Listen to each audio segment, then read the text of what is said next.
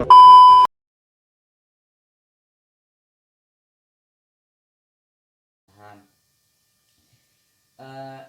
Undang-Undang Nomor 32 Tahun 2004 tentang Pemerintahan Daerah telah mengubah sistem pemerintahan di daerah dengan penguatan sistem desentralisasi atau yang disebut dengan otonomi daerah. Perubahan tersebut merupakan implementasi dari Pasal 18 Ayat 2 Undang-Undang Dasar Negara Republik Indonesia tahun 1945 yang mengamanatkan bahwa daerah memiliki kewenangan membuat kebijakan daerah untuk mengatur urusan pemerintahannya sendiri. Jadi, kewenangan daerah mencakupi keseluruhan kewenangan dalam bidang pemerintah, kecuali bidang politik luar negeri, pertahanan, keamanan, justisi, moneter dan fiskal nasional dan agama sebagaimana diatur dalam ketentuan pasal 10 ayat 3 Undang-Undang Nomor 32 Tahun 2004 tentang Pemerintahan Daerah. Jadi urusan wajib yang menjadi kewenangan daerah diatur dalam ketentuan pasal 13 dan 14 yang kemudian diatur lagi lebih lanjut dengan peraturan pemerintah nomor 38 tahun 2007 tentang pembagian urusan pemerintah antara pemerintah daerah provinsi dan pemerintah daerah kabupaten atau kota. Dan dalam rangka penyelenggaraan pemerintah daerah, pemerintah juga telah menetapkan peraturan pemerintah nomor 41 tahun 2007 tentang organisasi perangkat daerah. Nah, setelah dengan penjabarannya sistem pemerintahan tersebut, tentunya suatu pemerintahan memiliki dasar hukum atas pemerintahan itu sendiri maupun asas-asas pemerintahan. Nah, untuk materi yang kedua dan ketiga ini akan dibahas oleh rekan-rekan saya. Yang pertama adalah Muhammad Amin Rais dan Farah Nadia. Assalamualaikum warahmatullahi wabarakatuh. Saya di sini Muhammad Amin Rais ingin mempresentasikan materi kelompok 6 yaitu sistem pemerintahan, dasar hukum pemerintahan daerah dan asas pemerintahan daerah. Di sini saya ingin menjelaskan tentang dasar hukum pemerintahan daerah. Apa saja yang di dalamnya dasar hukum pemerintahan daerah? Yang pertama, pasal 18 Undang-Undang 1945, Negara Kesatuan Republik Indonesia dibagi atas daerah-daerah provinsi dan daerah provinsi itu dibagi atas kabupaten, kota, dan tiap-tiap provinsi. Kabupaten dan kota itu mempunyai pemerintahan daerah yang diatur dengan undang-undang. Pemerintahan daerah, provinsi, daerah kabupaten dan daerah dan kota mengatur dan mengurus sendiri urusan pemerintahan menurut asas otonomi dan tugas pembantuan. Pemerintahan daerah, provinsi, daerah, kabupaten, dan kota memiliki Dewan Perwakilan Rakyat Daerah yang anggotanya dipilih melalui pemilihan umum atau pemilu. Gubernur, bupati, dan wali kota masing-masing sebagai kepala pemerintah daerah, provinsi, kabupaten, dan kota dipilih secara demokratis. Pemerintahan daerah menjalankan otonomi seluas-luasnya kecuali urusan pemerintahan yang oleh undang-undang ditentukan sebagai urusan pemerintahan pusat. Pemerintahan daerah berhak menetapkan peraturan daerah dan bupati dan wali kota masing-masing sebagai kepala pemerintah daerah, provinsi, kabupaten, dan kota dipilih secara demokratis. Pemerintahan daerah menjalankan otonomi seluas-luasnya kecuali urusan pemerintahan yang oleh undang-undang ditentukan sebagai urusan pemerintahan pusat. Pemerintahan daerah berhak menetapkan peraturan daerah dan peraturan-peraturan lain untuk melaksanakan otonomi dan tugas pembantuan. Susunan dan tata cara penyelenggaraan pemerintahan daerah diatur dalam undang-undang. Yang kedua, pasal 18A dan 18B. Yang pertama, pasal 18A yaitu hubungan wewenang antara pemerintah pusat dan pemerintahan daerah, provinsi, kabupaten dan kota atau provinsi dan kabupaten dan kota diatur sebagai undang-undang dengan memperhatikan kekhususan dan keragaman daerah. Hubungan keuangan, pelayanan umum, pemanfaatan sumber daya alam dan sumber daya lainnya antara pemerintah pusat dan pemerintah daerah diatur dan dilaksanakan secara adil dan selaras berdasarkan undang-undang. Yang kedua, pasal 18B.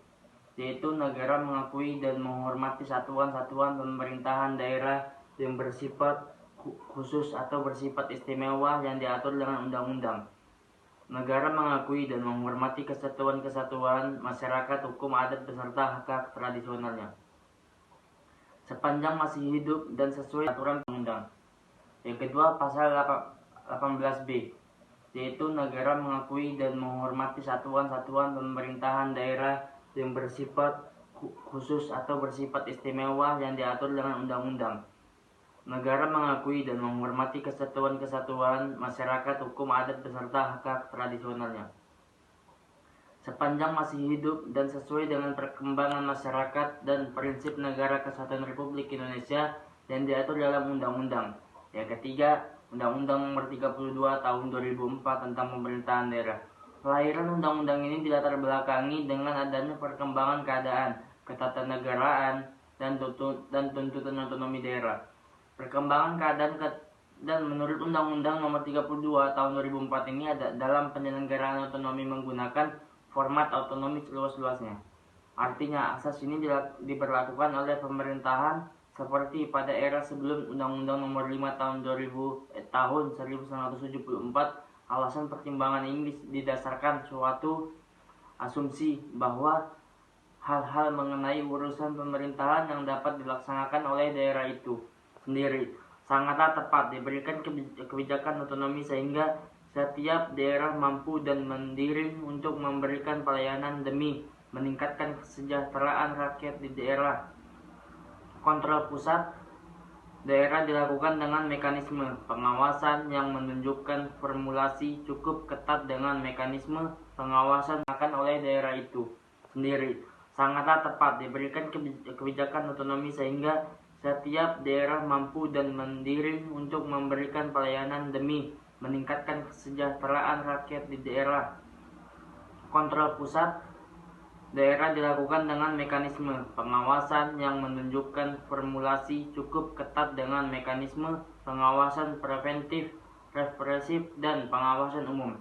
Proses pemilihan kepala atau wakil kepala daerah menurut Undang-Undang Nomor 32 Tahun 2004 tidak lagi menjadi wewenang DPRD, Dewan Perwakilan Rakyat Daerah, melainkan dilaksanakan dengan pemilihan langsung yang diselenggarakan oleh Lembaga Komisi Pemilihan Umum Daerah atau KPUD. Demikian dari saya akhiri. Wassalamualaikum warahmatullahi wabarakatuh. Bismillahirrahmanirrahim. Assalamualaikum warahmatullahi wabarakatuh. Kami dari Prodi Hukum Keluarga, Fakultas Syariah Institut Agama Islam Negeri Samarinda. Tujuan kami membuat video ini untuk menyelesaikan tugas ujian tengah semester dalam mata kuliah Hukum Administrasi Negara. Sebelum kita lanjut ke materi yang kita bahas, saya sebagai perwakilan ingin memperkenalkan diri. Kami dari kelompok 6 dengan saya sendiri, Farah Madiyah, dan dua rekan saya bernama Muhammad Amin Rais dan Khairul Akbar. Oke, materi yang kita bahas hari ini tentang sistem pemerintahan daerah, yang dimana itu membahas tentang pertama dasar-dasar sistem pemerintahan daerah, dan yang kedua asas-asas sistem pemerintahan daerah.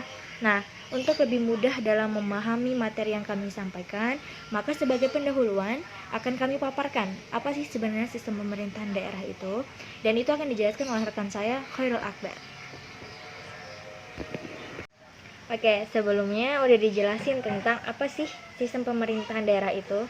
Terus udah juga dijelasin tentang dasar-dasar sistem pemerintahan daerah. Dan sekarang saya akan menjelaskan mengenai asas-asas pemerintahan daerah. Nah, sebenarnya asas-asas pemerintahan daerah itu dibagi menjadi 3. Yang pertama adalah asas desentralisasi, yang kedua asas dekonsentrasi, dan yang ketiga adalah asas tugas pembantu. Dan di sini saya akan menjelaskan satu persatu apa sih yang dimaksud dengan asas 3 itu. Yang pertama, menurut Undang-Undang Nomor 32 Tahun 2004, asas desentralisasi adalah penyerahan wewenang pemerintah oleh pemerintah kepada daerah otonomi untuk mengatur dan mengurusi urusan pemerintah dalam sistem negara kesatuan Republik Indonesia. Nah, dan asas desentralisasi ini dibagi menjadi 5 segi. Yang pertama adalah segi politik, yang kedua adalah segi manajemen, yang ketiga adalah segi kultural, dan yang keempat adalah segi kepentingan pemerintahan pusat. Dan yang kelima, yang terakhir adalah segi percepatan pembangunan. Nah, terus yang kedua, apa sih sebenarnya asas dekonsentrasi itu? Di dalam UU 32 tahun 2004 pasal 1 ayat 8. Dekonsentrasi adalah pelimpahan wewenang pemerintahan oleh pemerintah kepada gubernur sebagai wakil pemerintah dan atau kepada instansi vertikal di wilayah tertentu. Dan asas dekonsentrasi ini dibagi menjadi 3 segi.